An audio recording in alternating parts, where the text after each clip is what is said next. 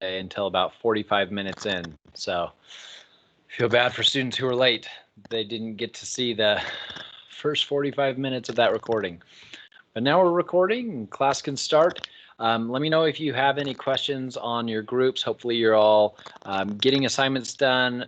We will have one more time to work on that in class. No, it looks like we don't have any scheduled time to work on that during class. And based on how long chapter 12 and 13 are, we probably won't take time those days to do it. With that being said, though, it is possible today. I suspect we'll end early today because we're going to finish up chapter 6. And then I think we'll go over the study guide for unit exam 3, which, as a reminder, is starting and opening on Friday the 13th and then closes Saturday the 14th. That's all right, Lindsay. I'm recording the meeting, so if your internet does drop out, that's all right, and just watch the recording afterwards. The content on chapter 6 isn't going to take too long, and then our going over the study guide, I suspect we'll be done with like an hour left to go, so you can use that time to do some more of your assignments for your group, but we'll see how many questions we have as well. But it's all right if your internet drops out, that is fine. My earlier class, actually my computer just decided not to show any PowerPoints, any PDFs, anything like that for the actual presentations for the class about 20 minutes before class ended. So they got to work in groups for that last 20 minutes. All right, well, let's get into it. So today we're finishing up chapter 6, go over the study guide. The exam opens just after midnight on the morning of the 13th. So all day the 13th, all day the 14th. Again, it's about 90-minute time limit, about 70 questions. When we go over the study guide, I can tell you exactly how much time you have and exactly how many questions, but it's about that. It's all multiple choice. But let's jump into chapter 6. So this was the last thing that we talked about, the primacy and recency effect. Essentially, this is the idea that we remember things better when they're the first thing we hear or the last thing we, well, not necessarily just hear, the first thing we experience or the last thing we experience. So in the case of studying, if you sit down to study and you have an hour and a half that you have set out to study for an exam, a better thing than studying that entire hour and a half is to chunk it up into little bits. And we'll talk about this when we talk about memory tips. Because the first thing that you read or encounter or experience or see in a video, one of those, the first things you'll remember more and the last things you'll remember more. So giving yourself lots of starts and stops is good. There's a point of diminishing returns. You don't want to study for like 2 minutes in little 2-minute chunks, because then you're just not diving into the content enough. But we'll talk about specific times and what to try when we're talking about memory tips for life. With that, the primacy and recency effect is just the first and last thing you encounter is going to be remembered better. Let's put this on slideshow. All right, so how do we remember our memories? What is the process we go about to do that? How do we trigger memories to come up? Things like that. So recall is the act of retrieving, so recalling previously learned information. So if you're given an essay, so please recall everything you know about Abraham Lincoln and write it down. That's recall. You're trying to pull lots of things up. If we use the inside out example, the recall tube is literally trying to recall previously learned information, previously experienced things. It's bringing back all those things. So that's recall. Recognition, on the other hand, is when we make a connection to something that we're either experiencing, seeing, hearing now to a memory. So it's essentially as if in Inside Out, for example, the character sees something and that automatically pulls a memory up. So that is recognition, when we identify or recognize something. So on a multiple choice test, oftentimes you'll do recognition. I could ask you an essay question about memory retrieval, or I could give you multiple choice questions and say, which of these is what we call recognizing a previously learned fact? Recall, recognition, some other answers to try and throw you off or something like that. So that would be recognition. You would hopefully recognize the word recognition. That would help pull up your memories. So that similar thing that you're experiencing now can trigger previous memories. You can recognize that connection. Versus recall is, you can think of it as cold calling those memories up to the front of your working memory. Encoding specificity is essentially the things that are present during the encoding of a memory when you're writing that memory down can work as retrieval cues, so can be used in this recognition process. So right now, for example, my cat is scratching my chair, and that makes me recall and recognize other times when that's happened when I've been doing work, whether it's writing essays, writing exams, grading papers, which, by the way, everybody's second midterm question paper should be graded. So if you don't have a grade, or if you emailed it to me because it didn't submit, but I still gave you a 0 or something like that, that was just totally my mistake. So let me know if that happened. So sorry for the aside, but like I said, I was getting other memories because my cat was scratching my chair. So that experience of my cat scratching at the back of my chair is present now when I'm experiencing this. And so this experience might be recalled the next time my cat scratches my chair. So one way to really make this work for you in an online or a classroom setting is by sitting and taking an exam in the same seat, in the same place, in the same space as you were when you learned the thing. So here you're probably, I'm guessing, sitting in front of your computer or a tablet or a phone or something like that, listening to this lecture. There's probably a specific place that you are, just because we're creatures of habit. We often do things in the same place. So you probably study your book and write notes and take your write your question papers, or what is it, smart books. Do your smart books in the same place is my guess. Doing the exam in that same place could be a good way to use this technique to remember things. So it'll help you recall. It'll help you retrieve that information you learned. So if you're ever able to take an exam in the same classroom, for example, that you're in, that's a good thing to do. So cognitive psychologists have found that to be the case, especially specifically regarding testing. If you go into the classroom to take the exam and sit in the same chair, like facing the same way, you will do a little bit better on average on the exam that way. This also works in kind of the opposite way. So teachers in elementary school, I pretty much always saw them in the context of school, only in the classroom, in front of the class and whatnot. And let's say I'm at the grocery store with my mom, she might say, hey, there's Mrs. I literally forgot all my elementary school teachers' names. Yep, let's just make one up. There's Mrs. Jones over there. I might look and still not recognize her because it's such a different context. The encoding was done in such a different place than the grocery store that it's hard to actually remember that that is that same person. You may have experienced that yourself in other ways. Maybe you've met someone at a conference or a work setting, then you see them out somewhere else at a park walking their dog, and you might not recognize that person. And it's partially because of this, because your memories are so tied to the things that are happening in those contexts. So if you saw me on campus, you might not recognize me because you always see me on whatever screen you're using to view this, for example. Autobiographical memories, these are specific episodic memories that are essentially autobiographies. There are experiences.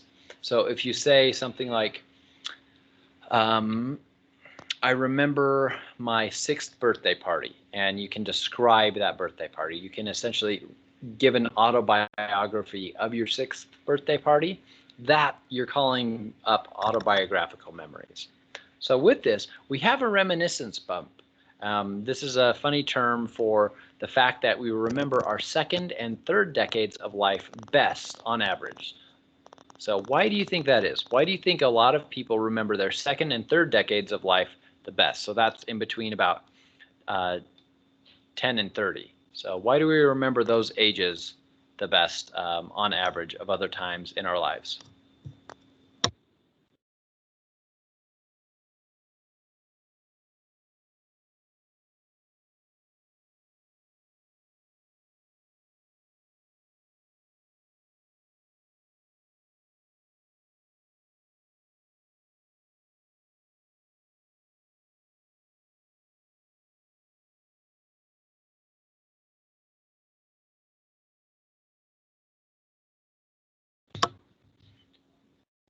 So Des has a good comment, and I think you've got it, but I also see a hand. So Richard, if there's more to say after I read Des's comment, feel free to go for it. So Des says, because of how impactful a lot of events can be, first job, starting high school, etc.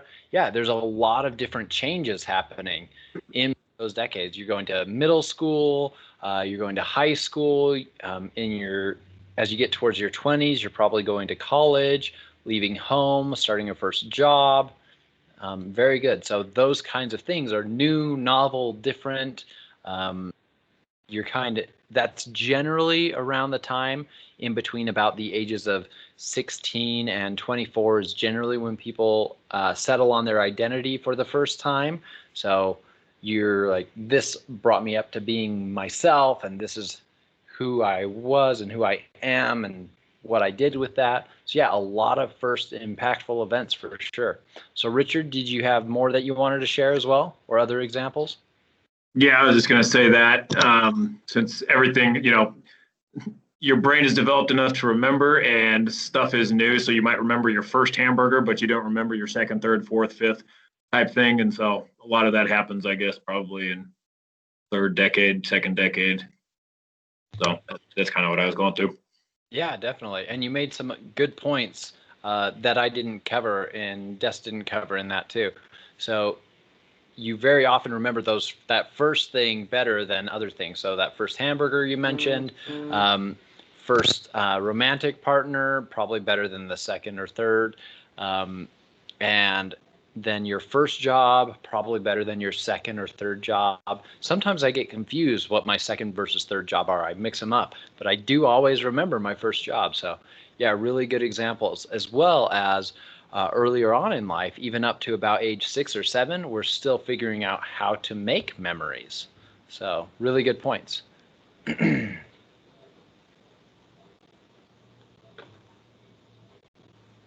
Oh, team seems to be having troubles this evening.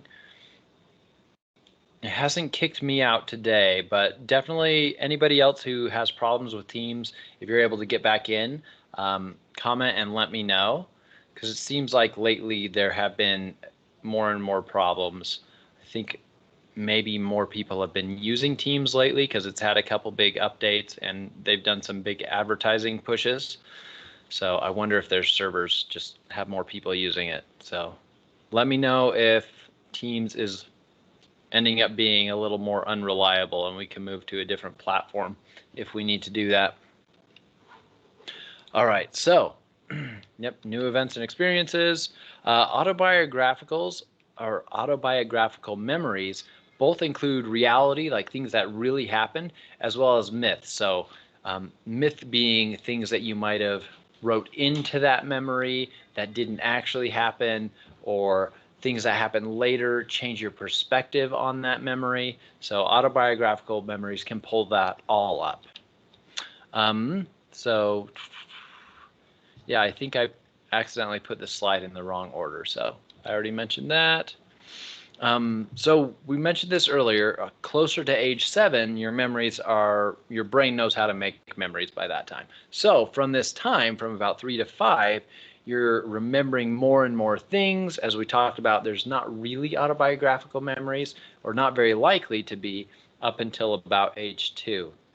So as time goes on, you include more and more elements, you connect it with more and more things, and it makes sense, right? You're experiencing more things. There's more things to connect your memories to. So your memories of high school might be really connected to songs that you were listening to, friends, smells around where you were. So I often, when I hear certain songs, like play on my various playlists, sometimes I will literally smell the smell of my car I was driving in high school. So it had like older leather seats that were kind of worn, and just that specific smell. I'll remember it when I hear these songs, and remember like the silly times that I tried to top out its speed, which was not really the best idea. But hey, adolescents, they have less myelination in their prefrontal cortex, less regulation of their emotions and impulses. So it led me to try and drive over 100 miles an hour on snowy roads sometimes. Maybe shouldn't have admitted that, but got to get to indoor soccer practice on time. Miss indoor soccer. That's a fun game. Anyway, so another special kind of memory is a flashbulb memory. And I think actually the example that I use here, I should probably update at this point. It's flashbulb memories can happen to a lot of things, but it's generally just an emotionally significant event, something very far out of the norm. And we usually remember these flashbulb memories. It's usually like a day or a moment or like a couple hours worth of time, like something really unusual or impactful that happened to us that we remember with a lot of accuracy, a lot of vividness. So with that, Christopher, are you saying flashbulb memories for COVID?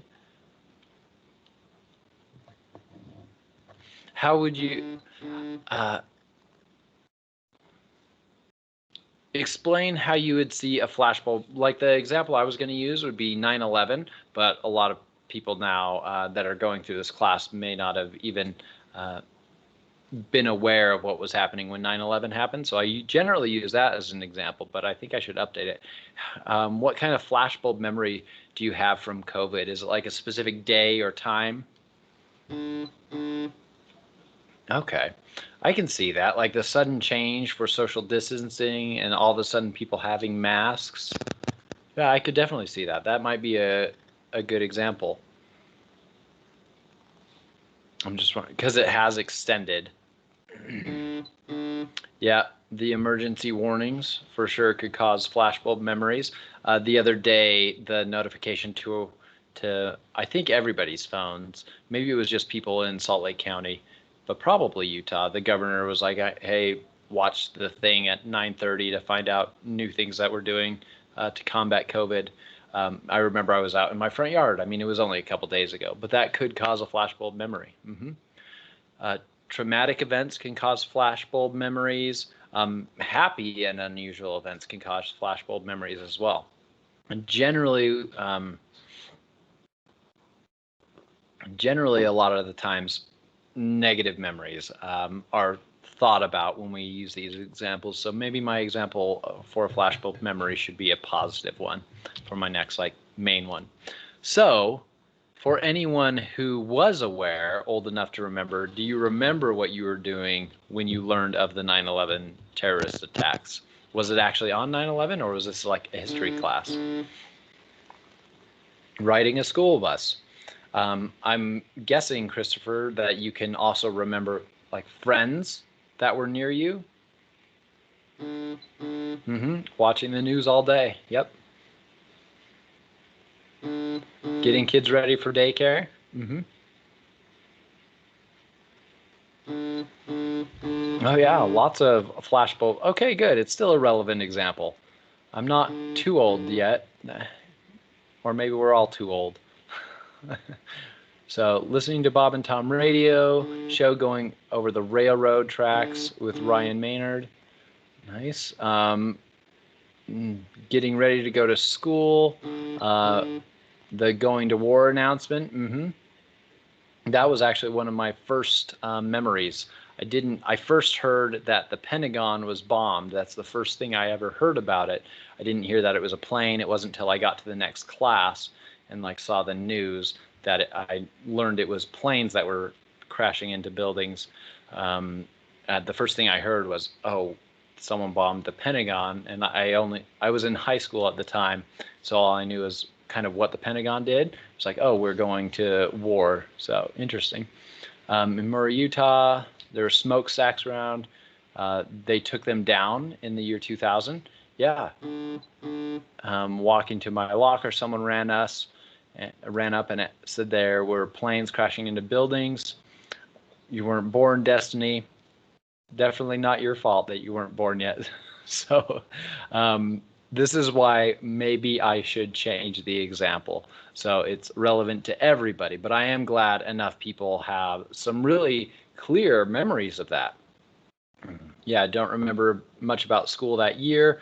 Yeah, I think that's probably the case for most of us and most flashbulb memories. For 9/11 specifically, you might remember that whole day of school, maybe what happened when you got home, or if you're getting kids ready for daycare, what happened right after that. But if you try to think about the day before that or the day after that, you probably won't remember those days. Maybe not even at all. They might kind of be absorbed and mixed in together with other memories.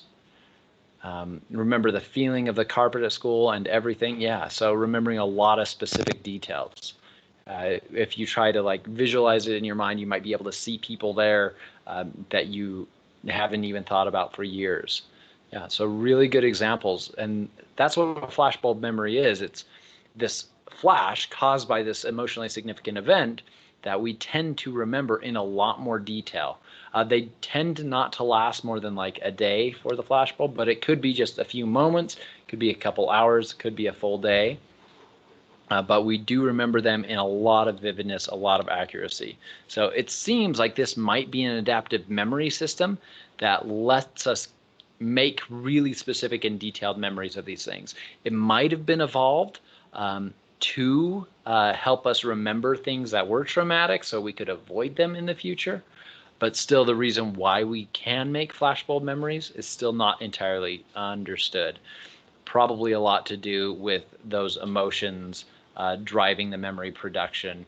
I wonder if even sleep has something to do with it, that the memories are, because of the emotional significance, are maybe run through more than general memories.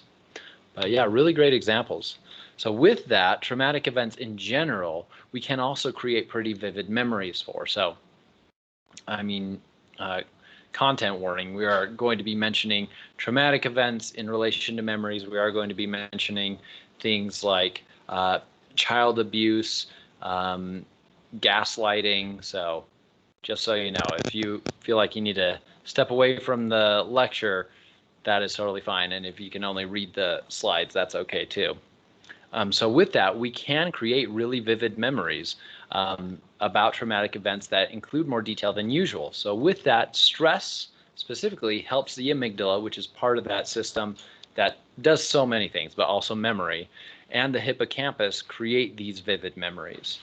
So with that, studies find that even 5 or more years after these memories, they can have many errors and distortions. So even though we have a more vivid memory of, say, a traumatic event, even as quickly or as late as 5 years, depends on how you look at it, you can have numerous errors in that memory.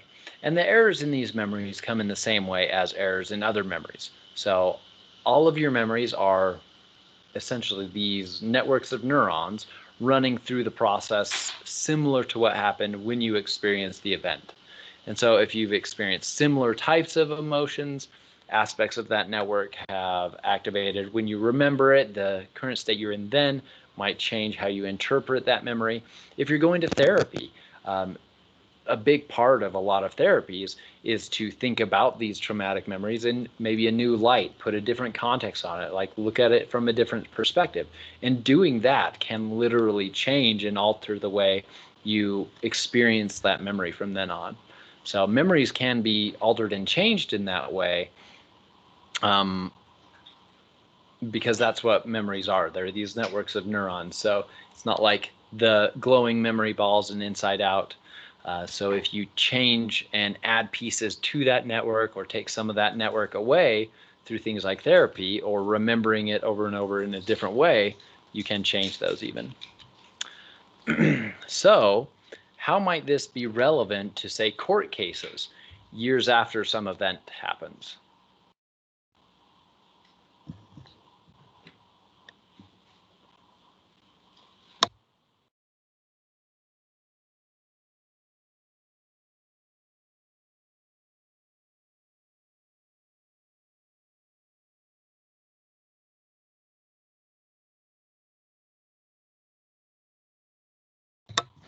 Yeah, victims. So Parker mentions victims will remember more details. So because of traumatic events, we seem to have adapted that capacity to remember more vivid details about those things. But like Don mentions, some information could be lost or distorted. An old memory, Richard mentions, an old memory is not going to be as accurate as a new one. Could be very true. And it could, like Christopher says here, lead to false convictions. So with that, so let's talk a little bit about lost memories and altered memories in a little more detail. We have some studies that look over that. And this is also related to repressed memories, but we'll come back on that.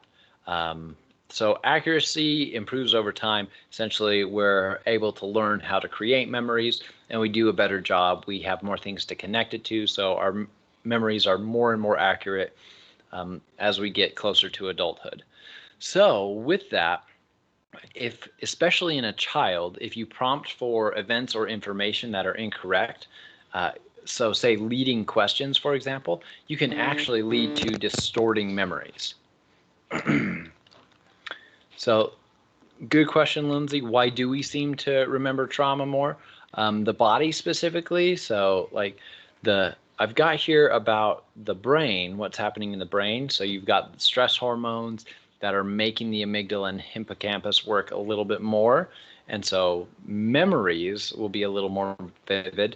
But the body, probably similar to behaviorism, is my guess.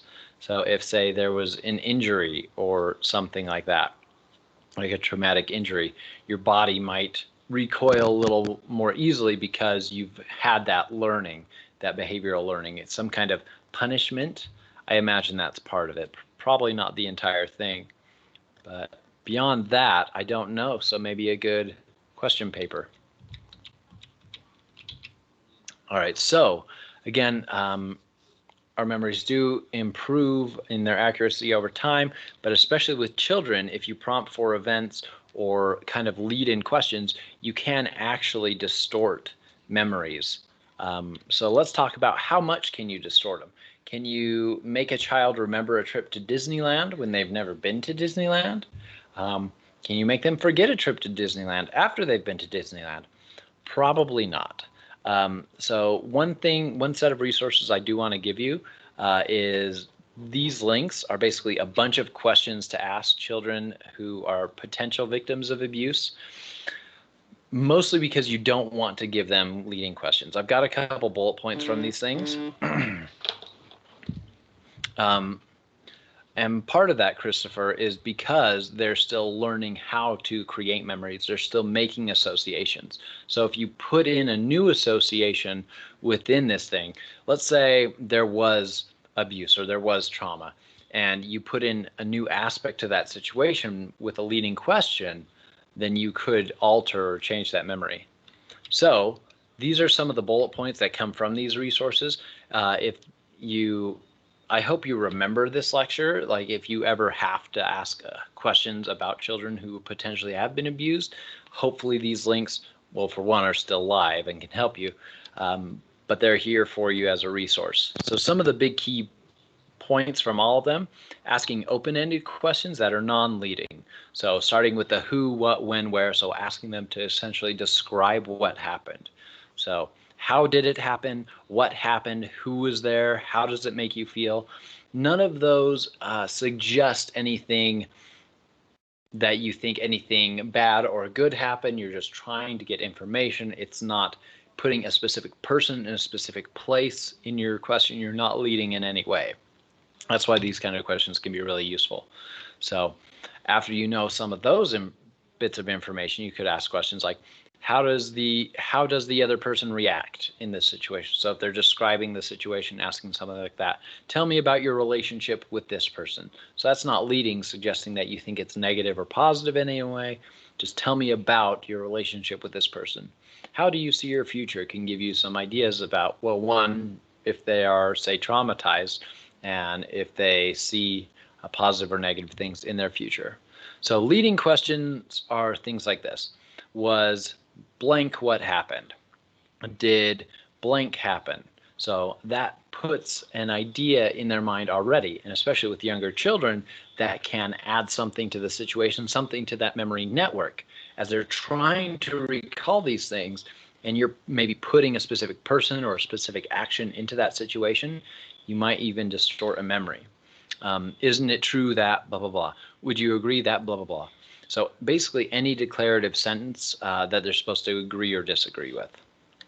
Honestly, these can be good tips for just asking questions and understanding things in general as well. So there's those links again. But with that being said, so how much can children or adults' memories be altered? I mentioned earlier, you probably can't make a child remember Disneyland or forget Disneyland if they have or haven't been there. So, and specifically, a lot of this research specifically is about false memories, but it's related to distorted memories.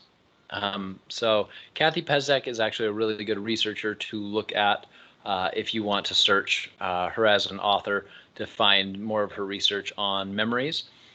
She's a cognitive psychologist and a statistician. She actually taught me stats in grad school. And essentially, false memories, creating entirely new, entirely false memories for unlikely events or implausible events is essentially impossible. So if a child has, say, never been to an amusement park, never been on a Ferris wheel, never been on a roller coaster, it would be pretty much impossible to lead them to remember a time they went to Disneyland. It would be very hard for them to create that false memory because they don't have enough relevant context to create it. Like not enough similar things to connect, not enough of a neural network to remember something that dramatically different than their day-to-day life. But it does seem that false memories can be created for plausible events. So the example that they used here in this study was the plausible events was getting lost at a mall while shopping. So these people were asked, basically, did they remember a time when they got lost in a mall when they were, I think, 4 years old? So that was the similar thing. Probably most of these people had been in a mall, heard of stories of kids getting lost. Probably a lot of these people, so these children were 5 to 7 years old and 9 to 12-year-old children. So with that event, going to a mall, maybe they've gotten lost in a store sometime. So connecting that to getting lost in a mall that they've been to before, that's pretty easy. Putting these two memories of similar events together, that's not too difficult.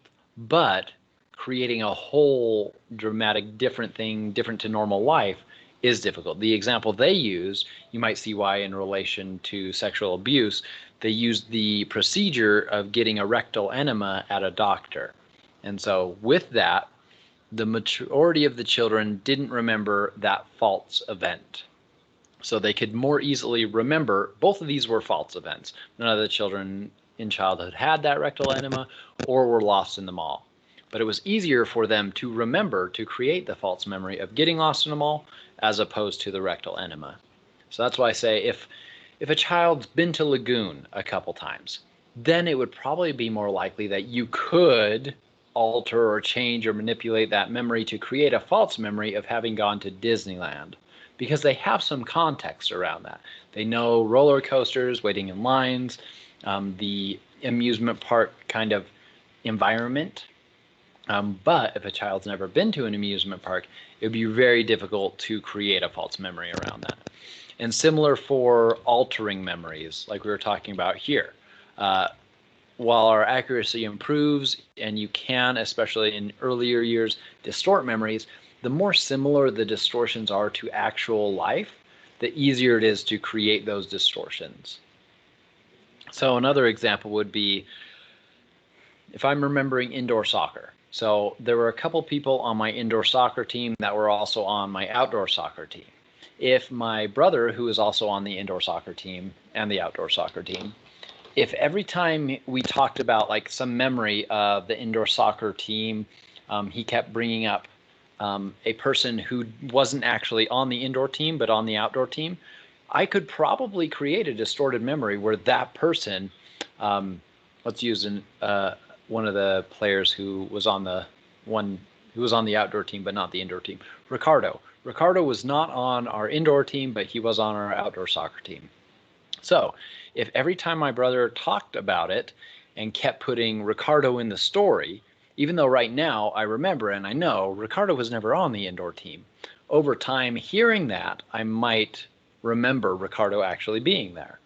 So it'd probably be easier though for me to remember one of the other outdoor players who came to watch us as actually being a player in the indoor team.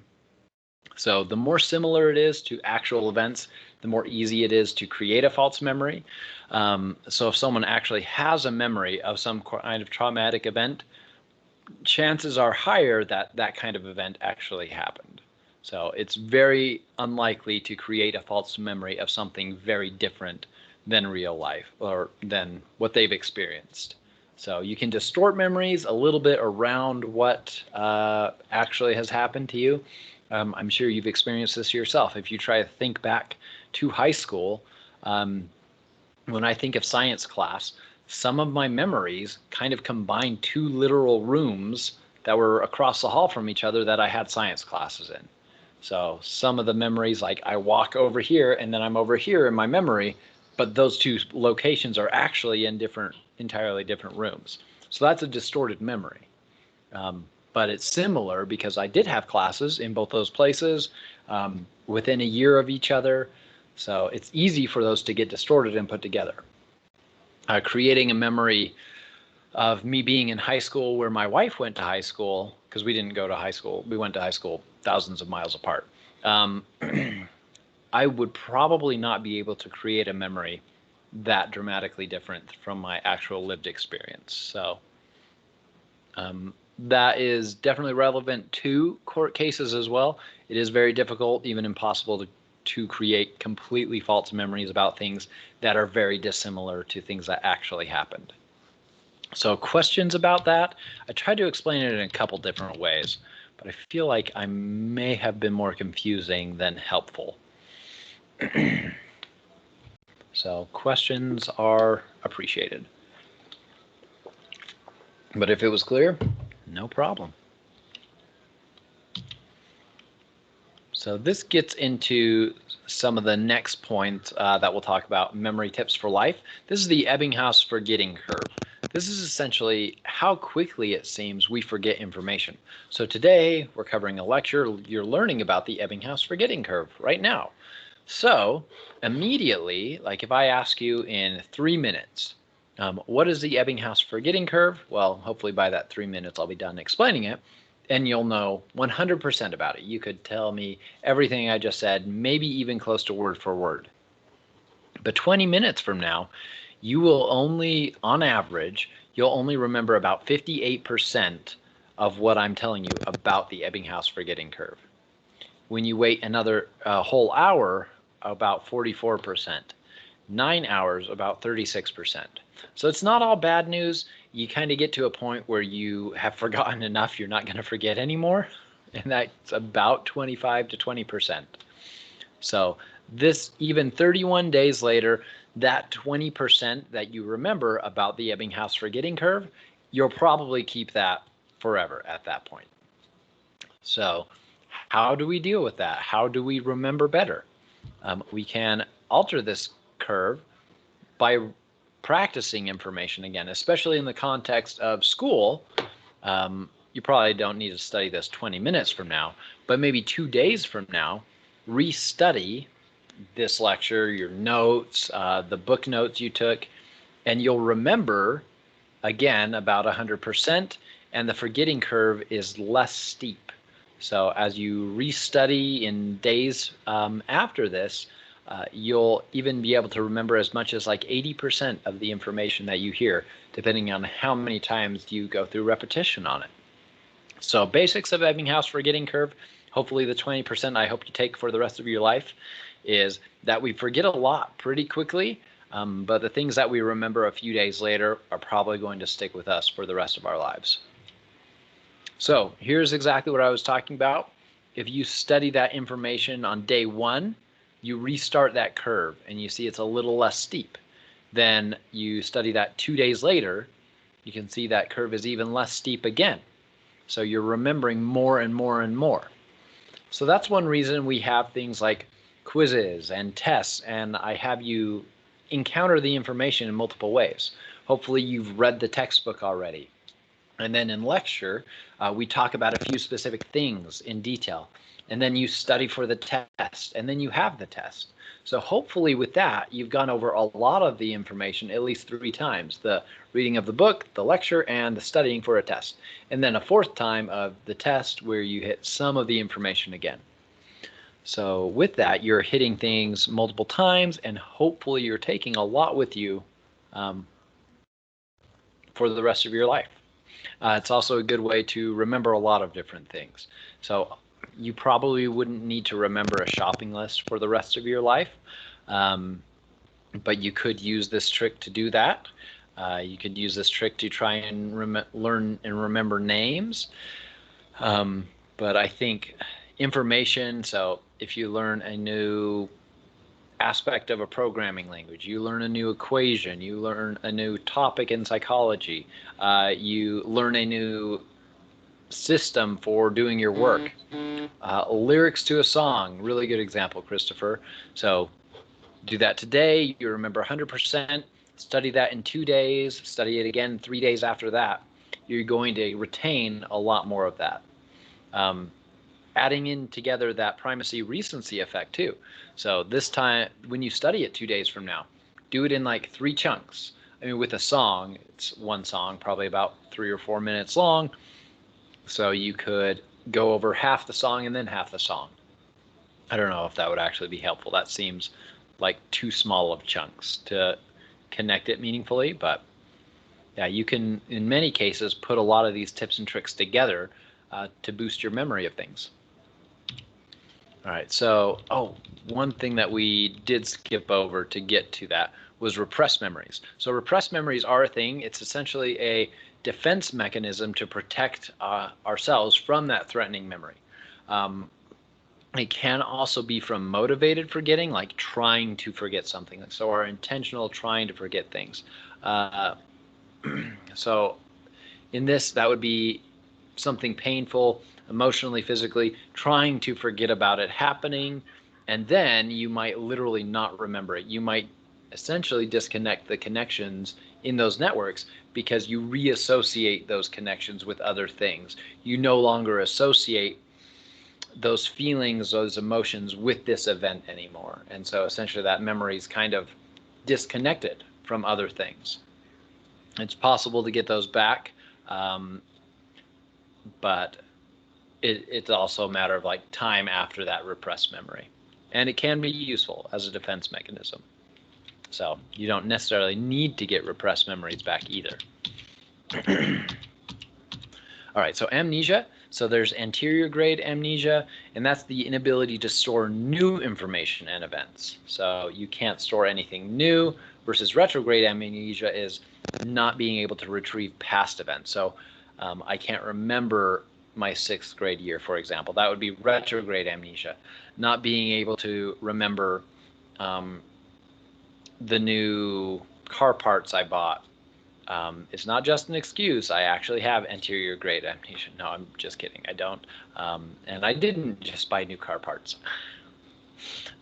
Well, not really recently, like last week. So this is where in a classroom setting, I would have the Memory Tips for Life group get up and give their presentation on Memory Tips for Life.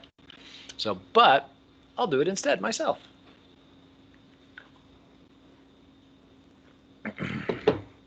So this is essentially the last thing in the chapter. We're kind of putting together a lot that we know about memory. So if there's questions before we go over these couple tips, we've mentioned quite a few of them already just in passing. But I'll talk specifically about study tips and other tips for your life. So one of the big things is reviewing your notes frequently or routinely. Maybe not frequently, but definitely routinely.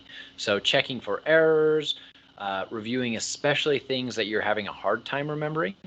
If there's something you remember in your notes already, and it's your third time going over your notes, you probably don't need to go over it again. It's probably part of that like 70% that you already remember. So as you go through your notes, focusing on those things that you don't remember can be better to bring that into your memory and add that up to the trying to get to that 100% with that Ebbinghaus forgetting curve. Arrange things into memorable structures. So things like mnemonics, for example, or actually putting your notes in specific ways. So ordering your notes by concept or topic, make, what's the term? I'm thinking idea bubbles, concept mapping, I think is what I was going for, like actually making a visual representation of how memory is related to neurology and is related to cognition, things like that, and writing in what connects those. So finding what works well for you is basically basically trial and error over time, and then just doing that consistently. So experiment with a variety of techniques. So a couple mnemonics work for me, and then others that I've tried haven't worked for me, so I just don't do them anymore. So trying things like hierarchies or networks or analogies to different things. So a lot of different techniques can be used to try and remember things. So I actually use hierarchies to remember different types of validity. Like there's a couple big umbrella validities and other ones fall under that. And it's also a concept map visually in my brain. And a network too at the same time. So I'm kind of putting a couple together. So find what works for you and then apply that to new topics, new classes, new situations, new things that you learned at work.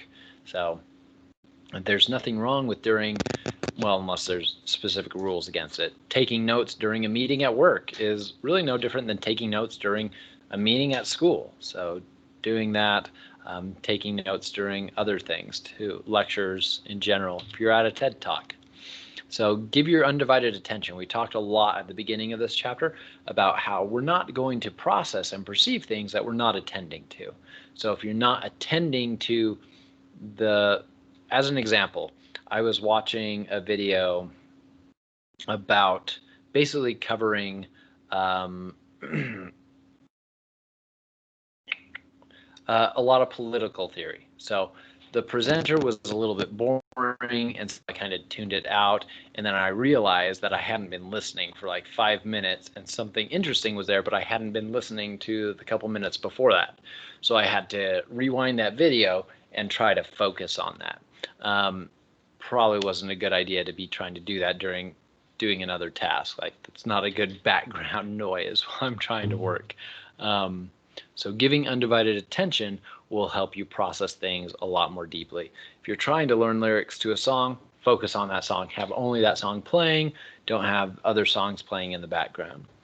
Processing deeply essentially is what we've been talking about. So making connections to lots of other things that are relevant to you in your life.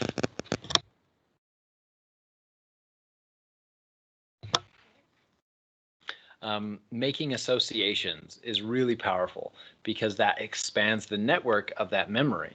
So if you can connect the new knowledge you gained today to something that you learned in your communications class or even a chemistry class, or if it reminds you of, if you connect it to your flashbulb memory of 9/11, that'll make it easier to remember things from today. Using imagery, we talked about how visual most humans are in our memory. So I mentioned earlier how I remember different forms of validity. I literally remember and imagine in my mind umbrellas. with the names of the types of validity on them. Use chunking. So this is one of the first things we talked about. Our working memory can store only about 3 to 7 pieces of information at a time. So if you want to remember a phone number, remembering it in 3 chunks rather than all 7 numbers in a row, that's a lot easier.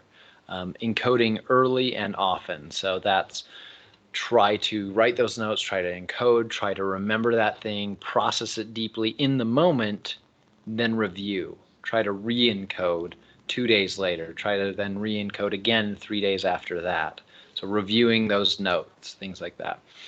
If you learn a new computer method, like a new stats program, a new Word document processing program, a new website creator, something like that, review it again a couple days later. Rehearsing can help a lot. So that's just repeating it, redoing your notes, rewriting your notes. If you want to take your large notes and make it down to something smaller. So this is one reason I recommend oftentimes to use a note card. You've read the material, you've read through your notes. Now you take those notes and put some of those notes, you redo those into a note card. So it's a study process as well as helping rehearse. Testing yourself. I recently read some research that testing yourself can be one of the most effective ways to learn something long term. So literally giving yourself a quiz. So let's say if you're studying for a section of 30 minutes, spend the last 10 minutes to quiz yourself on the things that you learned in the first 20. Ask yourself questions, make yourself write, maybe not necessarily actually write, but kind of repeat to yourself an essay about the topics you've been learning. And like it says here, essays are best for that, as you're doing that as a process for yourself. Rest and eat well. So, I mean, that's just general good life advice to eat healthy, keep your body healthy, get enough sleep. Because with that, your body, your hormones, your brain, your neurochemicals, all of it's going to be working better and do a better job processing, encoding, and making those networks of memories. One that I think is really important, especially for me as a person with ADHD, is to take breaks during study and during work.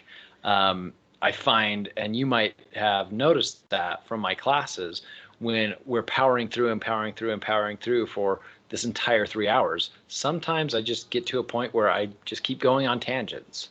You might see that. And so I do try to take at least one break. Because of the format, for myself, I might actually need more breaks, but because of the limitations of the format, students tend to drop off anytime I do a break. I do try to basically make myself power through. Hey, look, there's a relevant tangent, but a little bit of a tangent. But taking breaks is really useful. This gives you that primacy and recency effect, because when you start, you're going to remember that stuff better. Then when you stop, you're going to remember that stuff that you had just previously worked on. So you get that effect working for you. Additionally, something with the breaks, well, I guess sticking on breaks, the recommendation is no more than 40 minutes on one specific task. So with that being said, there are times when you might work for more than 40 minutes.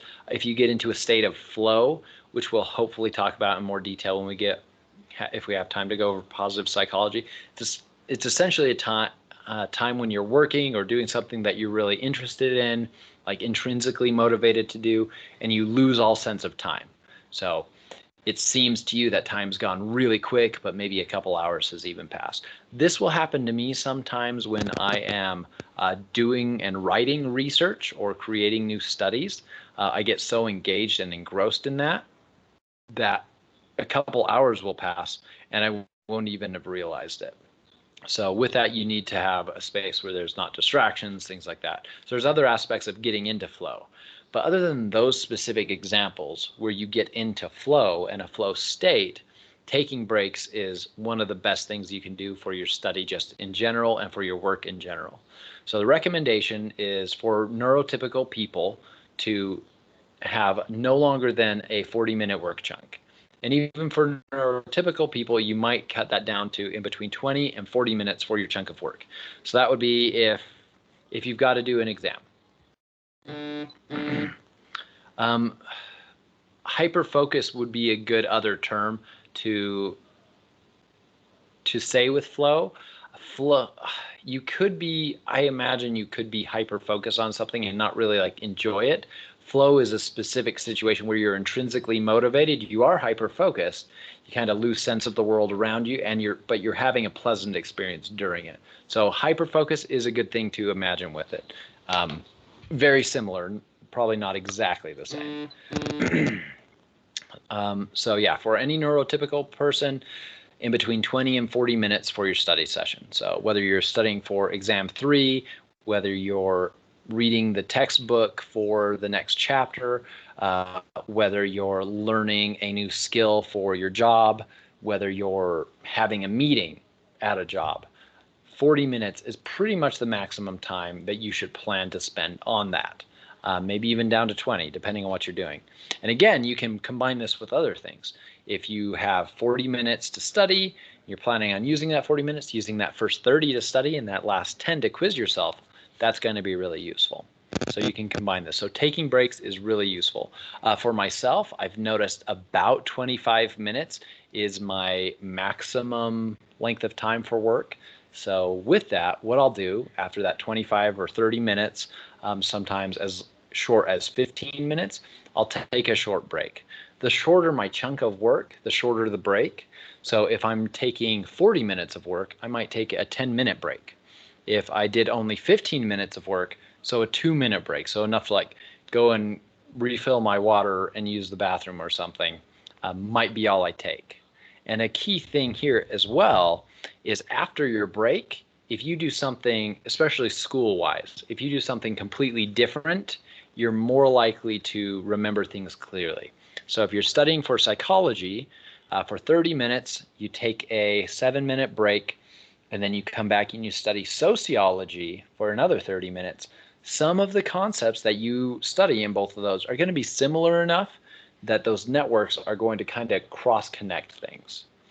But if you spend 30 minutes studying psychology, do a 7-minute break, come back and study a programming language for the next 30 minutes, those are so vastly different, they're not really going to get crossed. And then after the next break, then go back to studying psychology.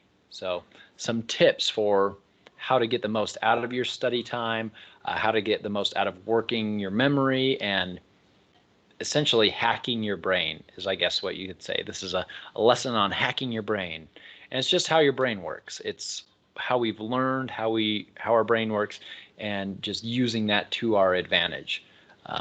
So using retrieval cues like context as well. So if you're studying in the classroom or in a place you'll be giving a presentation, so if you're practicing it, if you know you have an interview and you're kind of practicing an interview, you could go to the location. Well, you might be able to. If you can, that could be helpful. You'd be a little less stressed. You'll remember things you were planning to say, things like that. Keeping comfortable and calm.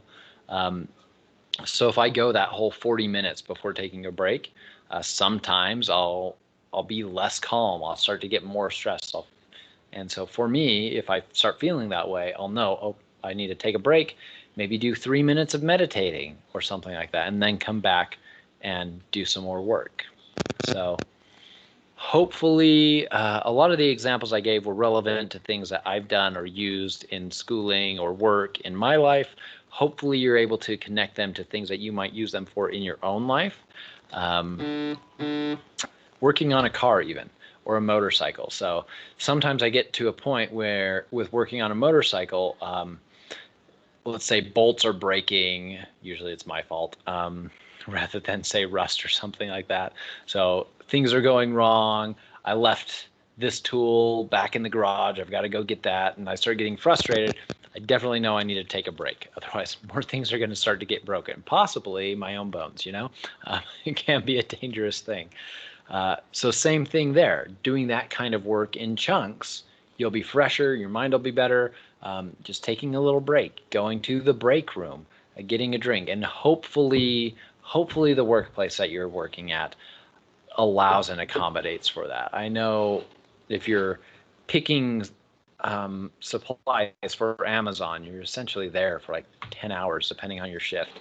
And you're just going. And it's not good for human beings. We're not robots. We work this way, not so much like robots. Yeah. So hopefully these were relevant. And here is a video. It focuses a lot on study tips, a lot of those that we just said, but it does kind of review some of the topics that we covered in the memory chapter. So we're not going to watch it together because so much of it is so immediately repetitive, but as a review tool, maybe a day from now. So not tomorrow, but maybe the day after, watching that video, like write down in your notes right now, hey, watch the video on slide, whatever slide this is, 427. And then you can come and review, and you'll get some more of that primacy recency effect. You'll kind of cancel out that Ebbinghaus forgetting curve and remember more of it. So use what you know about cognitive psychology. Oh, that's not what I meant to click at all. Trying to talk while clicking. Obviously, I cannot do that right now. So that is the end of chapter 6. Next time we come back to talk about content, we're going to be jumping to chapter 12, which is disorders. So after you study and take the exam this weekend, get a head start on reading chapter 12. Don't feel like you need to stop with chapter 12 too. Chapter 12 and 13 are so very related. Like don't do it all in a 3-hour chunk where you don't take any breaks based on what we just talked about. That's not a good idea. But you can jump straight from chapter 12 into 13 because as we talk about it, we're kind of going to be bouncing back and forth from chapter 12 and 13 material because they're both so related to each other. Chapter 12 is like disorders, and then 13 is kind of treatment of disorders. So I know a lot of students are excited to get to this point too in the class and learn a lot about these. So getting a head start on them is not a bad idea. So let's take a break as a class right now, and then when we come back, we'll go over the study guide, and that'll take essentially however long it takes. And once we go over the study guide, you will hopefully be prepped and ready, and then you can either work in groups for the remainder of the time. We'll probably be leaving class early is my guess. And if you stay till the end of going over the study guide, I'll give you a couple answers on the exam. So let's do a quick break. Be back in the classroom area at 8:12. Yeah, be back here in the classroom area at 8:12.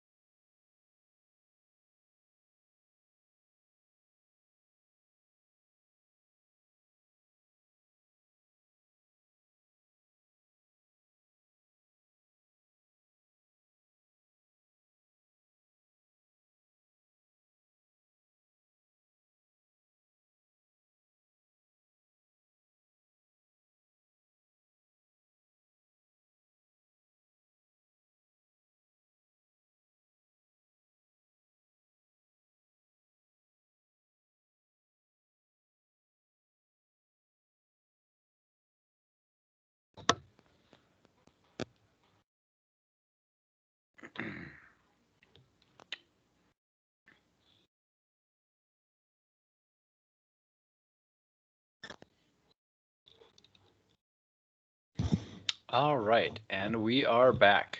Hopefully everyone is back from break now so that we can go over the study guide. Hopefully it's helpful before the exam opens. So again, actually I'm going to pull up the exam really quickly so I can show you actually how many questions there are and the time limit, those kinds of things. I knew there was something I was forgetting to do during my break. I knew I had a little too much time. Because I didn't do that. So give me just a second. Also, any questions you have over any of the questions on the study guide, a question that you want to cover first, let me know. Looks like Parker got crashed out and it says you can't join.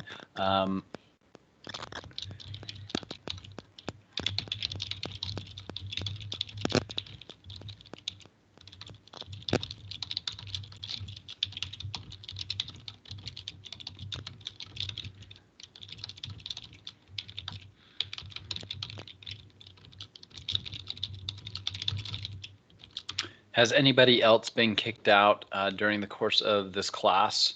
If you are getting kicked out and you can somehow hear me and not actually get into the classroom again, we are just going to go over exam 3 study guide and probably end early, allow you to jump into your groups, those kinds of things. So we'll go over the study guide, go over a couple questions to the exam.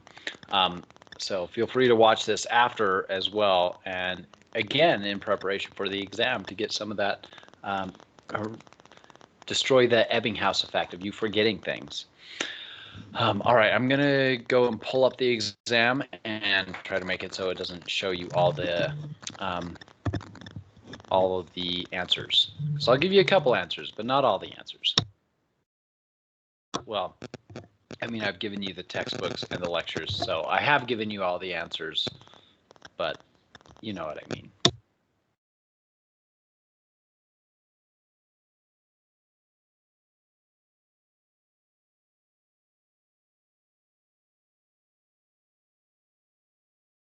All right, so as a reminder, as this is opening up, these first questions on the study guide that are open-ended like this, essentially you'll find that there are multiple questions about these on the exam. So for the question, identify the big 5 personality traits, can anyone tell me what the big 5 personality traits are? Just list them in the chat, or list even just 3 if you remember just 3.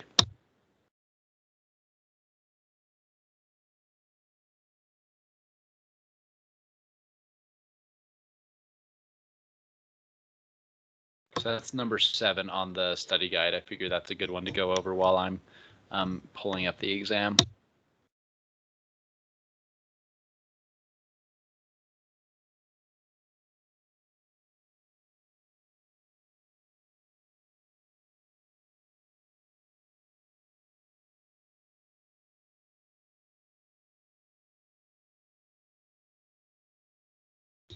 Yep, extroversion. So Don put up extrovert. So yep, extroversion versus introversion is one of those dimensions. Just got an other message. I heard the buzz. Des says neuroticism. Yep. Openness to new experience. Yep, very good. So that's 3 of the 5: extroversion, neuroticism, openness to new experience.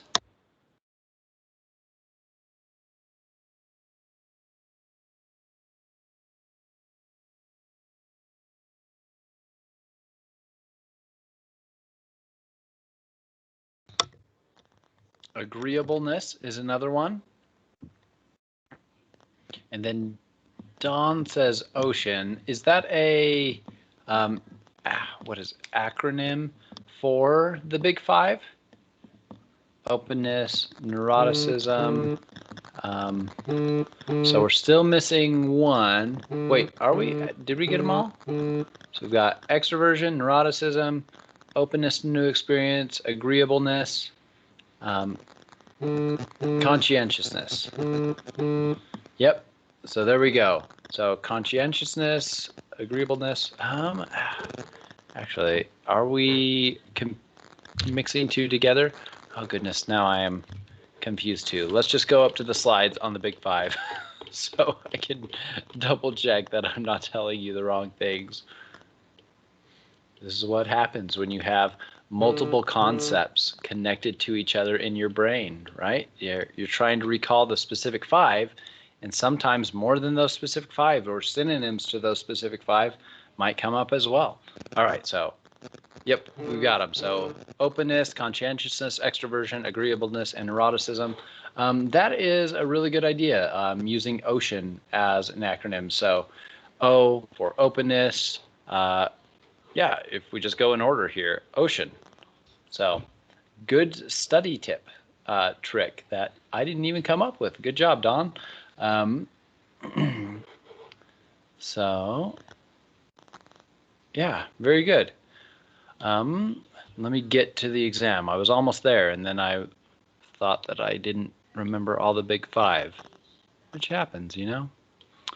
Unit exam 3, opening on the 14th. Again, 100 points. Looks like 80 minutes. Let's preview this. 80 minutes to take this exam, and there are 60 questions.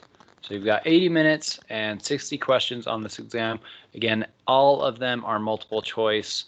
So yeah, again, 80 questions, or sorry, 80 minutes, 60 questions, opens early Friday morning, closes just before midnight on Saturday. So, and then later, after we finish this study guide, I will actually tell you a few answers on the exam itself. So let's get that ready for when I can come back to this. All right, great. Let's go back to the study guide. All right, so got number 7, identify those.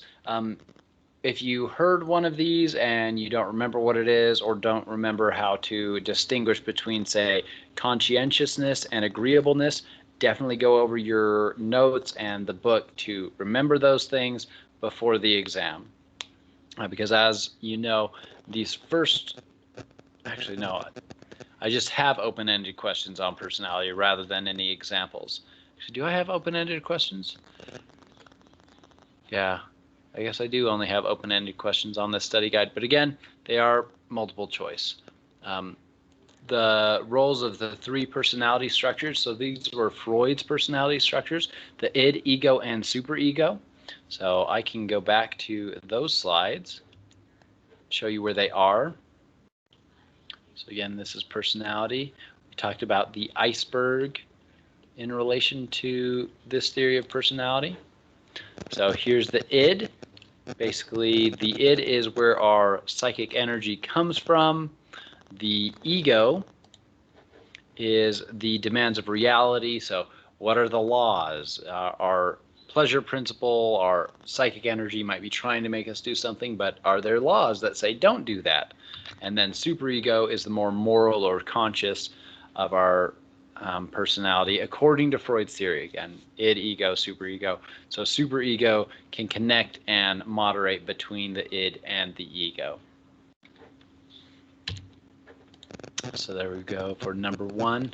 As I go through these, if there are any questions that you really want to get to first, say if you need to leave early or something like that, definitely let me know. Defense mechanisms proposed by Freud. Can anybody name maybe 1 or 2 defense mechanisms? Just put them in the chat that we talked about. As you do that, during my break also, I didn't fill up my coffee, so I'll go do that really quickly too. So put in some defense mechanisms in the chat.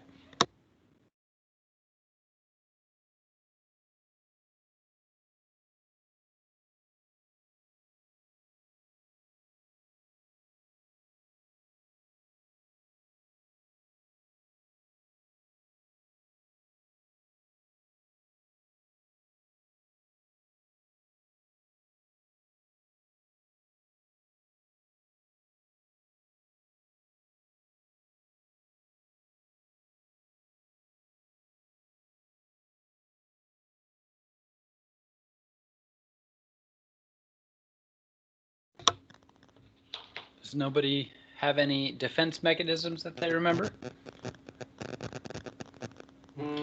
So let's go over the slide on that.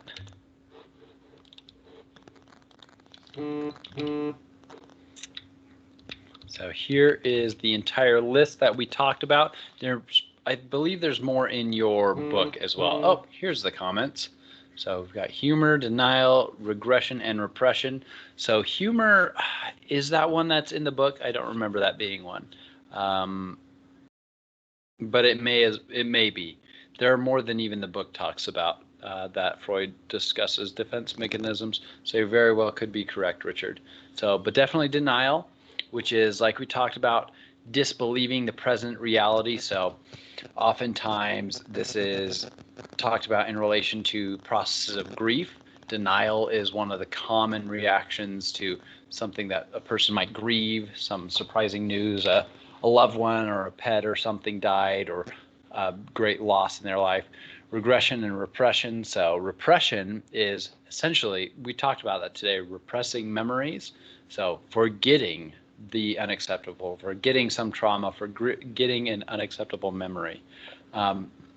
And then regression, I'm wondering if you're using regression in these contexts, but I do think that your book discusses regression as a defense mechanism. So, sorry, I don't remember that one. I don't keep up on Freud. There are some relevant aspects that Freud talked about. These ones specifically, a lot of these defense mechanisms we do know still work and are useful. Yeah, take a look at those. These are on slide 18 if you're going back to study them.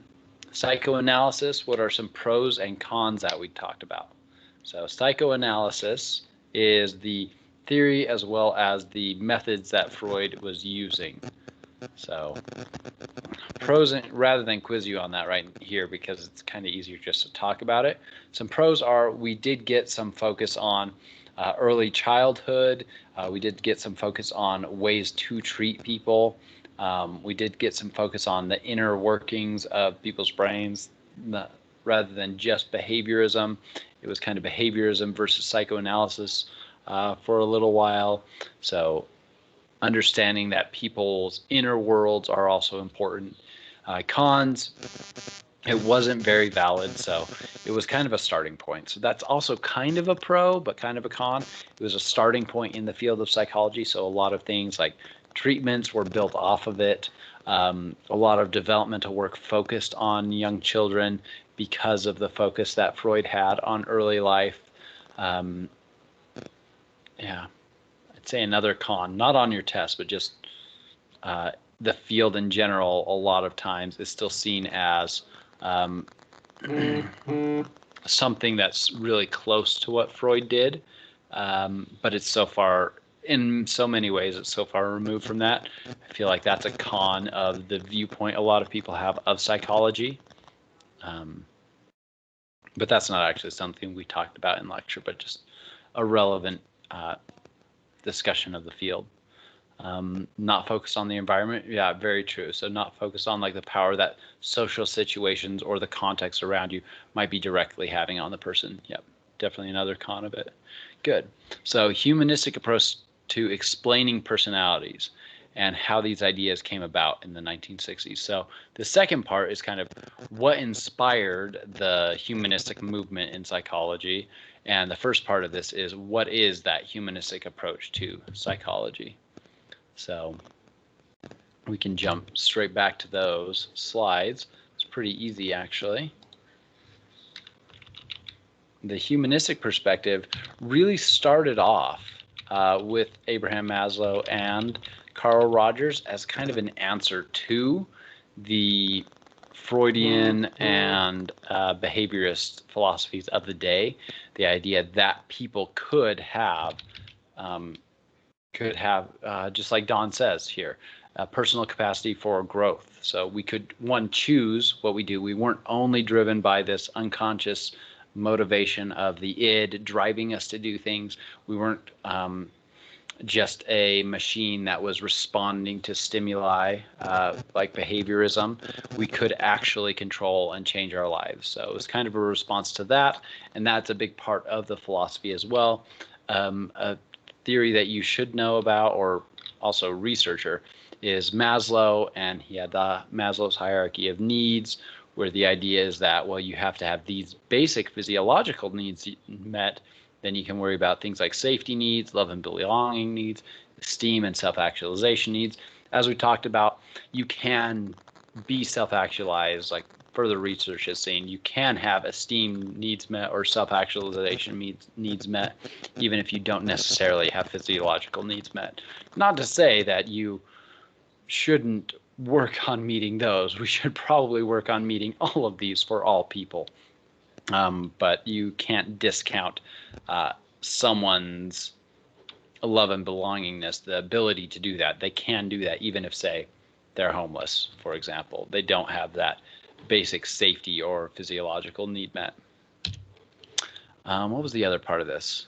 So explaining personality through the humanistic lens essentially takes a look at a person just as agentic, that they don't have traits necessarily, but that a person could essentially do or be who they wanted to be, is, I guess, a really brief overview of that. Self-concept, yeah, an individual has their own self-concept. They can build that, they can change that, they can view themselves in different ways. So Carl Rogers was a humanistic theorist. Unconditional positive regard was one of his therapy methods. So that was essentially giving a patient, so you're sitting to or across from unconditional positive regard, basically giving them attention, giving them care, and helping them feel belonging. So regarding them in a positive way, even if they're telling you something terrible about themselves or that they're thinking, let them work through things on their own. So what is the trait theory, and what are some criticisms of this approach? This is definitely one, the criticisms point is one that I want to throw out to the class. So the trait theory is the idea that is still quite popular, that humans have specific characteristics that we have, like the big 5 traits, or that we have, like Gordon Alpert said, 4,500 different traits, that we can kind of narrow down people to those things. Oh, it says to me my network is causing poor call quality. Try switching to a better network or moving closer to my Wi-Fi. So I'm sorry if it's cutting in and out for anyone because of that. It's now disappeared. So I wonder if that was just a network hiccup. But sorry about that. So traits are these characteristics that you can kind of box people into or boil people down into.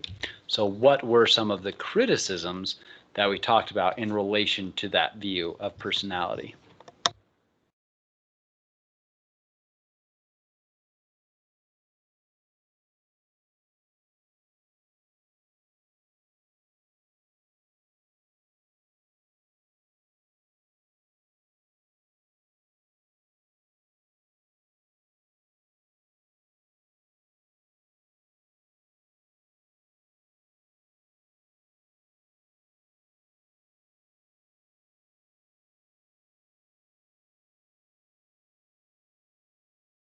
So feel free to raise your hand and then take over the mic, or just type. That's just fine too.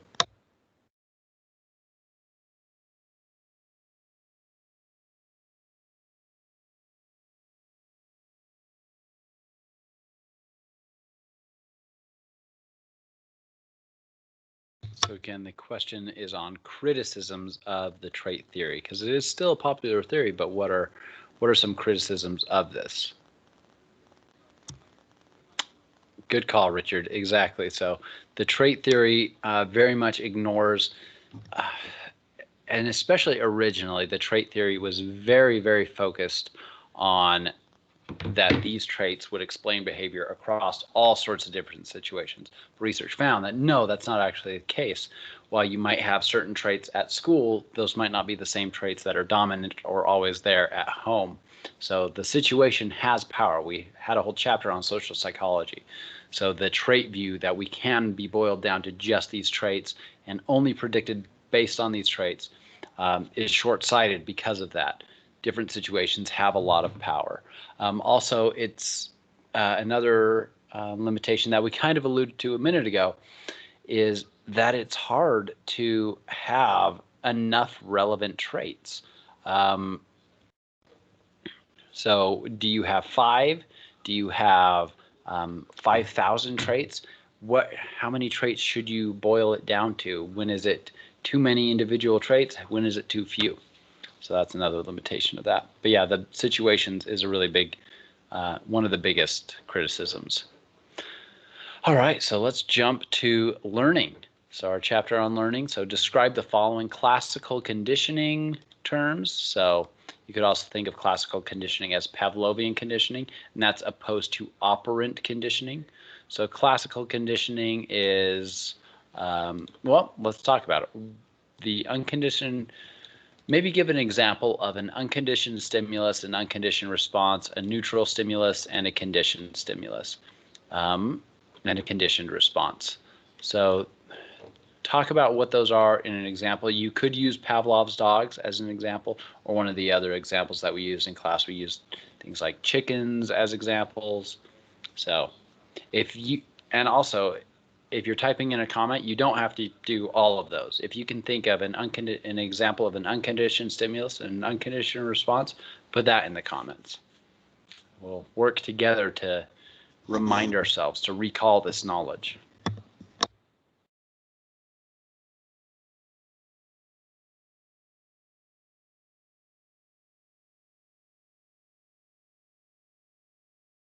So Don says the sound of a bell.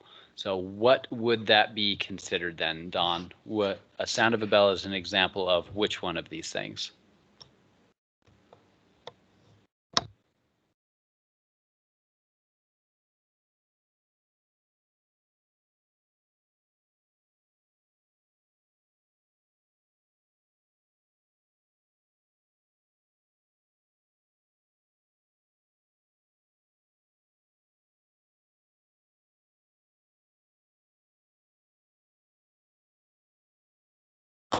Very good. At first, an unconditioned stimulus, and then it could be a neutral stimulus and then a conditioned stimulus, right?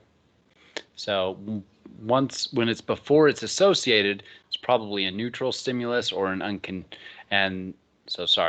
a neutral stimulus to begin with, and then when it's paired with something, it would then be a conditioned stimulus. So let's say the unconditioned stimulus would be food for a dog. So smelling the food is an unconditioned stimulus. The food itself stimulates then the drooling response. The drooling response is an unconditioned response, just something that naturally happens. No, that's totally fine. I got confused at first too. These are different terms, and so you've got to be really careful about them. So with that on the exam, be really careful, reread questions, make sure you know what you're reading as you go over them.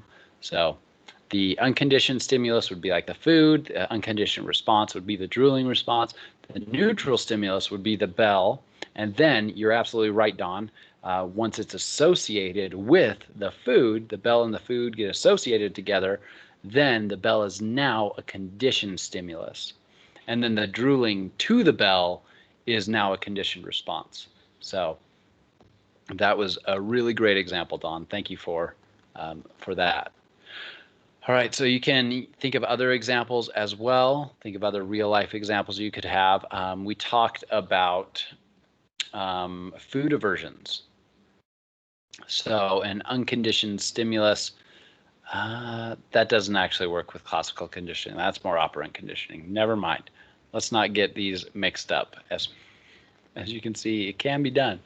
Ivan Pavlov and John Watson, they're behaviorists. Pavlov was the dogs. Watson was the mice or rats in Then there was also Skinner, was another one of the researchers, and he had the Skinner boxes. So acquisition, the cats. Did Watson have cats? Is that, he's well known for cats? And then acquisition, so we're jumping to number 3, acquisition, extinction, and spontaneous recovery.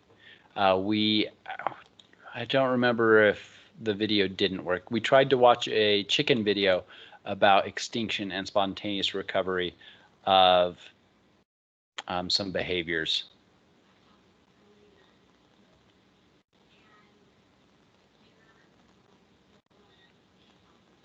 So acquisition, extinction, and spontaneous recovery.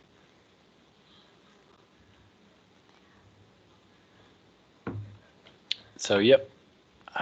Did I say distinction rather than extinction? So acquisition is gaining a new behavior. So learning how to peck a dot, learning how to peck a sticker. We saw that in the chicken video, learning to peck a specific sticker. So that's acquisitioning, acquiring the behavior, being reinforced, so getting that behavior. Then learning the difference between that sticker and another similar sticker, or between one color dot and another color dot. That is learning the difference or distinction. Then extinction is when the dinosaurs all died. No, but similarly, it's when a behavior dies. So when that pecking behavior onto a sticker or onto a dot from that chicken, when that stops. Spontaneous recovery is when, even without extra training, extra reinforcement, suddenly the chicken again is pecking stickers or pecking dots because it just spontaneously seems to remember that.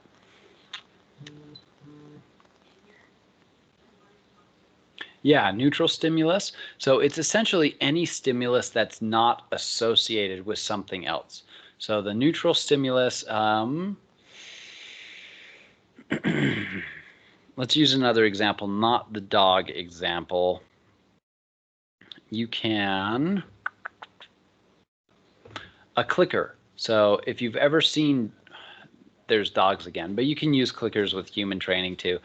So if you've ever seen a clicker, like it's just a little machine where you click it and it goes click, click, click. You use that in reinforcing an animal. Essentially, it learns to associate the click with the fact that it's going to get a reward or it's doing a good job. So before getting that association with the reward, that clicker is a neutral stimulus. It's not connected to any behavior. It's not connected to any specific response. But once you do the clicker and you give the dog a treat, it starts to associate that click with the treat. So before it's associated, you do the click. I could do the click all day with my cats around here, and they might get annoyed, but it's a neutral stimulus, right? It doesn't really mean anything to them. They haven't associated it with another thing. But then when you train it, you would give them an association. I would give my cats a treat while I click it. So now it would now probably be related to some kind of conditioned response. So it's now a conditioned stimulus. It will lead to some specific behavior. Anything else could be a neutral stimulus. So a colored light could be a neutral stimulus. Like I've got white lights in this room, but let's say I put a black light up or a green light. The color doesn't matter, but I do have black lights for Halloween. I put them in here and it was pretty cool. Nice and glowy. But that is a neutral stimulus. It doesn't mean anything. But if I associate it with something like Halloween, the next time I see that black light, I will probably remember or associate it with Halloween. So it's a neutral stimulus until it's paired with something. So essentially anything could be a neutral stimulus, anything that you're getting some sensation and perception from before it's associated. Hopefully that was enough examples that it helped make that clearer. Yeah. So let me know if you want some more examples for that. Great. Yeah, definitely ask questions like that. I can go over additional examples. Even if I get on a one-track mind and I'm thinking about just dogs or just chickens, I can still give other examples within that context. So what is operant conditioning? How is it similar and different than classical conditioning? So operant conditioning is the one where you are doing a behavior and then getting either a reward or punishment. And so you're getting your behaviors reinforced, and so you're learning to do that behavior more or do that behavior less. Versus classical conditioning, you are associating things with one another. So classical conditioning is happening with operant conditioning, but when it's just classical conditioning, there isn't operant conditioning. So when you, maybe I shouldn't have even gone into this discussion right here, because I might just make everybody more confused. So when you are getting a reward, you are getting an associated learning, right? You are learning that when I eat all my food, I get jelly beans. That happened tonight for dinner. One of my children ate all their food. They asked for jelly beans. They got jelly beans. The other child wanted jelly beans, didn't eat their food. They didn't get jelly beans. They're very sad about that.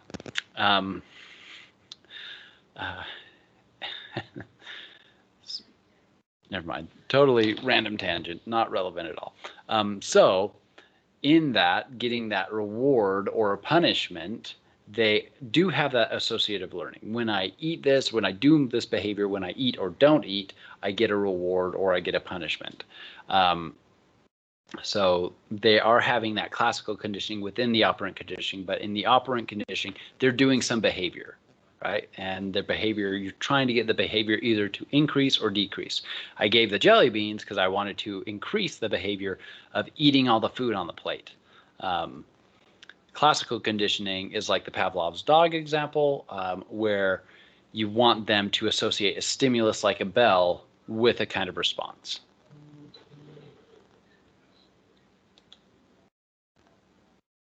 Yeah, that's a really good way to put it. So operant and classical conditioning is like the circle square concept. So a rectangle, a square, a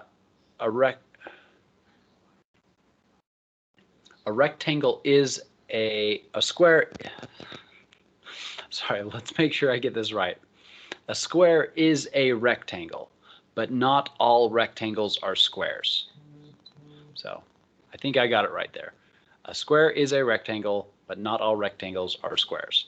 So yeah, associative learning is happening in operant conditioning, but that's like the only thing happening in classical conditioning. You're pairing some stimulus with some other associated thing. The bell is associated with the smell of the food. The click is associated with something else. So the operant is you're operating something, you're behaving, or the thing you're training is behaving in some specific ways. Classical conditioning can just be with no kind of behavior. When you give the dog the food, you ring the bell. So they learn, hey, food, bell, they go together. That's classical conditioning. Operant conditioning is, hey, when I eat all my food, I get jelly beans. So you're getting a reinforcement or a punishment. So there are 4 different kinds of consequences involved in operant conditioning. One is negative reinforcement, and then another is positive reinforcement. So remember, when we're talking about reinforcement and punishment, negative means taking something away or out of that situation. Positive means putting something into that situation. Positive and negative punishment are also similar in that way. So essentially, this question is saying, hey, think about the different, I accidentally put a positive reinforcement twice. This should say positive and negative punishment. So that's a mistake on the study guide. Sorry about that. Just think of the 4 different types, try to come up with situations or examples of those. So positive reinforcement is one of the easiest ones. You are adding something to the situation that should be reinforcing. Jelly beans for eating all your dinner, that's a positive reinforcement. Negative reinforcement is taking something away that ends up being reinforcing. So if I'm playing my music at dinner time, and I can tell my child is a little annoyed with it, but their eating behavior is good, like they keep eating consistently, maybe as a negative reinforcement, I will turn off my music, like without telling them about it or them asking. I see that they're doing a behavior I want. I give them a reinforcement by taking something out of that situation, by taking that music that they don't like as much. Honestly, I've been pretty glad, though. My kids so far have liked or tolerated most of the music that I like. So that's been nice. So then punishments. Positive punishment, I think, is a really easy one to remember as well. Again, this is adding something to the situation. So positive punishment would be something like a spank or a slap. You're adding to that situation. A negative punishment is taking something out of that situation as an attempt to reduce that behavior. So taking away my child's phone. They're being grumpy and yelling at each other. I might take away their phone. Say you're grounded from your phone for a day or something like that. That would be a negative punishment because I'm taking something out of that situation. So try to think up additional examples. Again, go to your book for these examples. Go back to our lectures for examples. Probably don't just randomly search online for these, because a lot of times when I see examples of these online, they are not clearly one or the other. So again, like I said, I think either positive reinforcement or punishment are a lot easier to come up with examples for. Negative reinforcement and negative punishment can be a little more difficult. So practice those. All right, so Albert Bandura's Bobo doll study. What did it reveal in regards to social learning and observational learning? So can someone describe really quick, maybe someone with a microphone, what was the Bobo doll study? What did we learn, like at the base level, about observational learning from that?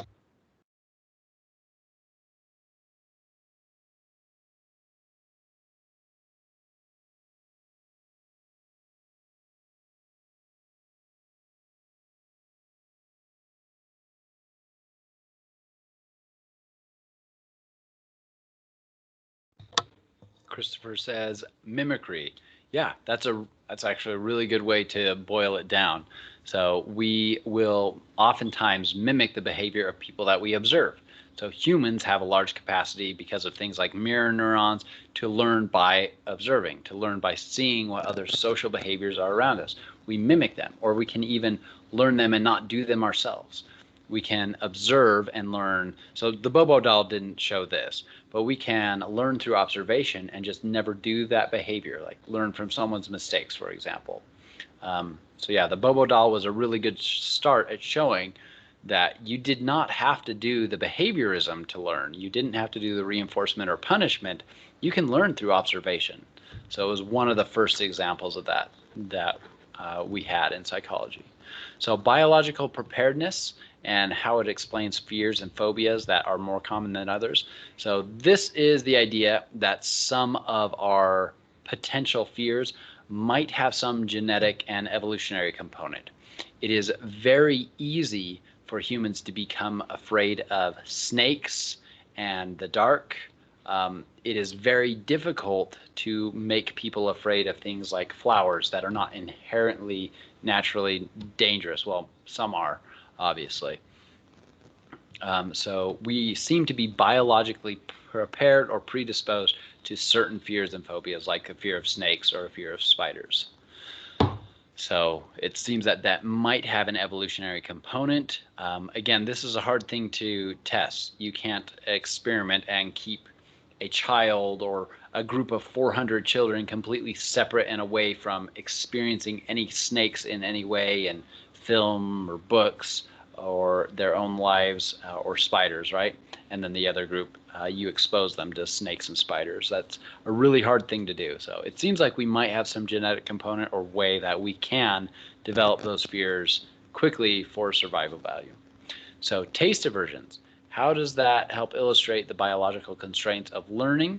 So taste aversions are one of those really special examples where we essentially get a punishment one time. So we get one experience with a task and we learn it for a long period of time. So my own taste aversion was the Payday bars, the like caramely, peanutty, salty candy bar. I ate one of those. I had food poisoning later that night. Now I have a taste aversion to that food. At first, I couldn't even really like go around it or think about it. Even right now, it's kind of making me feel a little bit sick. And I've never had one since then. So I am averse to that because of that taste. So just that one time of that punishment, I've learned. So that shows kind of that extreme example. For a lot of other behaviors, it might take multiple instances of being reinforced or being punished to finally make that behavior increase or decrease. Yep, throwing up liquor can also do that as well. Like I said, I think I gave this example actually in class. I have a friend who's allergic to champagne. They actually learned that they're allergic to quite a lot of sugars and similar chemicals to sugar. So even some sweeteners that are chemically similar to sugar, they can't have those, even if it's not actually sugar. But they learned that from champagne on a New Year's Eve night. So that was unfortunate. It was fun until that point. And then she thought she was going to die because of all the throwing up, because she was allergic, and now she does have that taste aversion for those two reasons, not just for drinking too much champagne, but also that she was allergic to it and didn't realize it. All right, so let's jump to memory, which we just talked about today. So all of these things should be really fresh in your memory. That was a joke. So review the definitions discussed in Chapter 6, including attention, elaboration. So essentially this is saying review these and come up with an example. So long-term memory, that one's probably pretty easy. Come up with an example of a long-term memory. The one I tended to default to was like your first kiss. So I assume that's been years, many years even before. Another long-term memory might be learning to ride a bike. Working memory. So working memory, again, is basically where you live in your consciousness. It's what's happening right now. It's the memory capacity to call up previous long-term memories, work with your sensory memory that's happening right now, and interpret it and influence it and make choices in this moment. So you could even think of it as the inside-out table, all the buttons they have. That's your working memory. That's where you live. That's where you're taking in information, putting it there. You might store some of that in long-term memory. If you're doing studying, store 50% of that and throw 50% away. That's working memory. So essentially, you can think of that's where you live. It's your working table that you exist at. Short-term memory is a term we used to use for those memories that we kind of hold on to for about 30 seconds. Short-term memory has now been absorbed into the ideas of working memory, but the original idea was that we could essentially hold on to everything that was happening for about 30 seconds unless we put it into long-term memory. Sensory memory is literally the memory that our senses seem to hold on to. So the neurons and the brain systems that are taking in your senses have a little bit of sensory memory. So when you see a sparkler, trace a circle or trace a heart or a name in the sky, you literally have sensory memory of that. If your name's really, really long, like Rumpelstiltskin or something, your sensory memory is not long enough to hold that whole name, but a chunk. With writing in cursive, I have in the past got my whole first name, Brian, in there.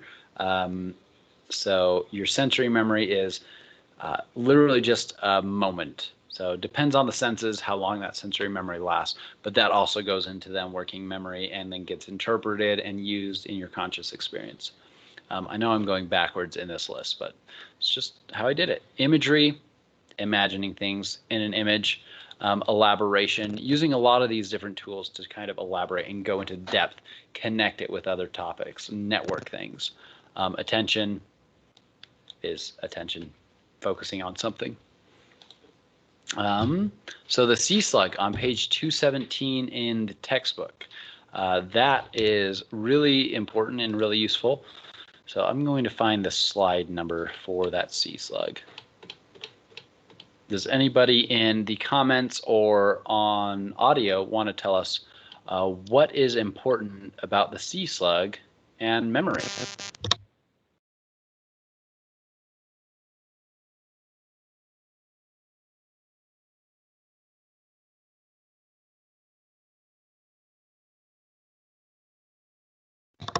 So it looks like the sea slug section starts at 369.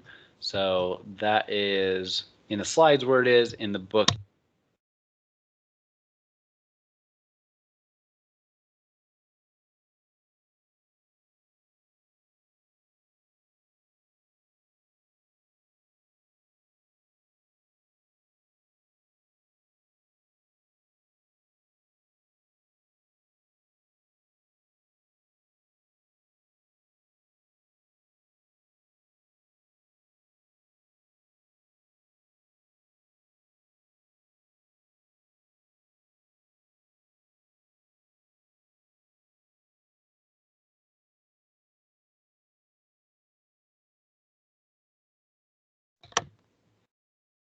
It might be slow sending my question to you, and it might be slow sending your responses back to me, or everyone might just be like powering through and waiting to get a couple answers to the exam.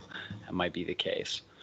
In any case, the sea slug is relevant because it has a lot simpler nervous system than humans. We can literally map all of its about 10,000 neurons versus a human has about 100 billion neurons. So scientists can literally map where all its neurons are. They've done this with other animals too, like ants and things. But ants aren't as good of a model for learning about human memory because they work in different ways. They kind of share memory as a hive, but that doesn't matter. Sea slug. The sea slug is relevant because it has that 10,000 neurons. Scientists can map that out. They can literally watch neurons make new connections with other neurons as they teach the sea slug different things. So make the sea slug learn that it doesn't have to worry about its gill being touched, and then make it relearn getting your gill touched is very dangerous. You've got to take care of yourself. So watching the neurons make the connections, watch the axon branches and the dendrites go out and make those connections and trace the electrochemical path of that memory. So they can literally watch that memory be created at the neural level in the sea slug versus a human. The network is much larger. So the network for a memory might be maybe not 10,000 neurons, but is a couple thousand neurons. So it's harder to map in a human. Also, you can do more invasive procedures of analysis on the nervous system of a sea slug. So versus a human, you couldn't do that ethically. You shouldn't do that anyway for humans. So describe the Ebbinghaus forgetting curve. So hopefully, examples of retrieval. So retrieval, again, is different than recall. I think I just confused myself. Let's go back to those notes so I don't say the wrong things.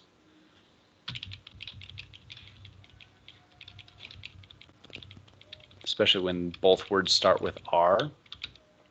Okay, recall, completely retrieving previously known information. Recognition, that's the one you're matching things. So a multiple choice test, recognition, versus recall is another word for retrieval. I should have put the same one that I have in the slide. So retrieval is grabbing that memory and bringing it up. So different examples of that. Remembering the time you learned how to ride a bike, remembering the time you got lost in a mall, that kind of thing. All right, so the Ebbinghaus forgetting curve. Last question on the study guide. We literally talked about it in a little less than an hour ago. So who can tell me about the Ebbinghaus forgetting curve? It's now been an hour. About how much of the Ebbinghaus forgetting curve would you have forgotten in an hour?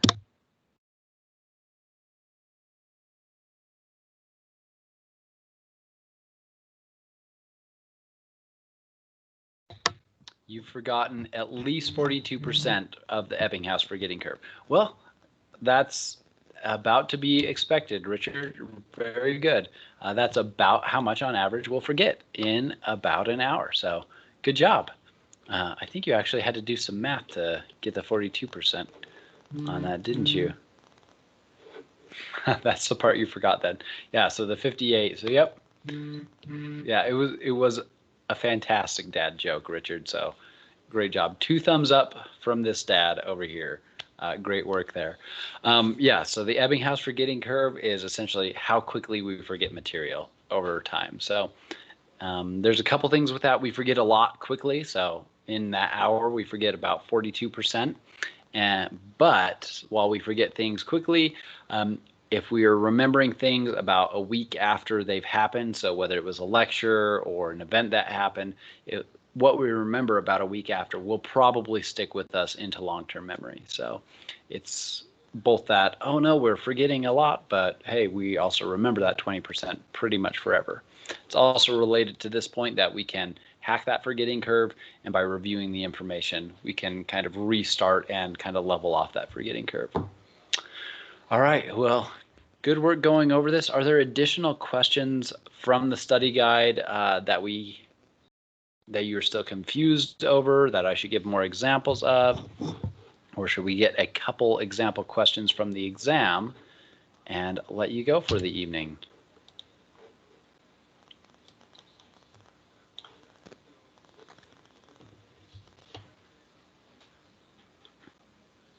I'm going to see if I can find 1 or 2 more difficult questions.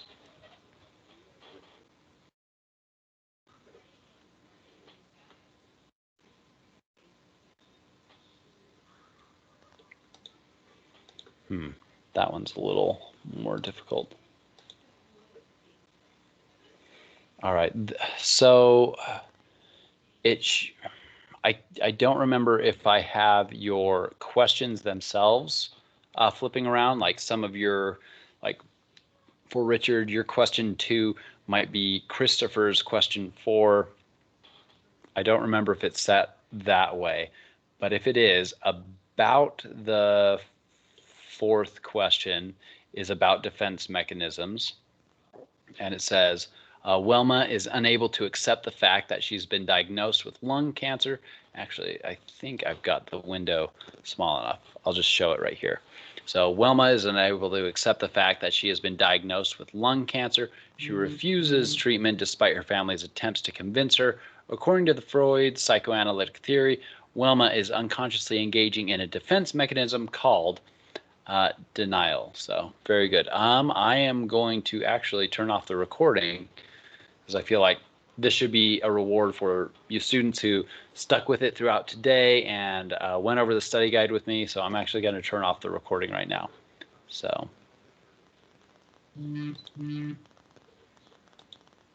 All right, that is off. And